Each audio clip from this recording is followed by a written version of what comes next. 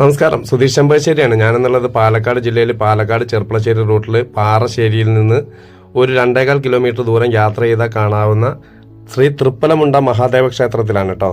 മനോഹരമായിട്ടുള്ളൊരു ക്ഷേത്രം. ഒരുപാട് പടിക്കെട്ടുകൾ ഇറങ്ങിയിട്ട് വേണം നമ്മൾ ഈ ക്ഷേത്രത്തിലേക്ക് എത്താൻ. അതിൻ്റെ പഴമയൊക്കെ അതേപോലെ നിലനിർത്തിക്കൊണ്ട് 3000 വർഷത്തോളം പഴക്കം ഈ ക്ഷേത്രത്തിന് കണക്കാക്കപ്പെടുന്നുണ്ട്.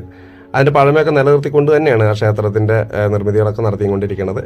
എന്തായാലും അതിൻ്റെ ഉള്ളിൽ ചെന്ന് കഴിഞ്ഞ ഒരു പോസിറ്റീവ് വൈബാണ്. ഞാൻ ശിവരാത്രിയോടനുബന്ധിച്ചാണ് ഇവിടെ വന്നതെന്നുള്ളതുകൊണ്ട് തന്നെ ഇവിടെ ഒരുപാട് ആഘോഷ പരിപാടികളൊക്കെ നടന്നുകൊണ്ടിരിക്കുകയാണ്.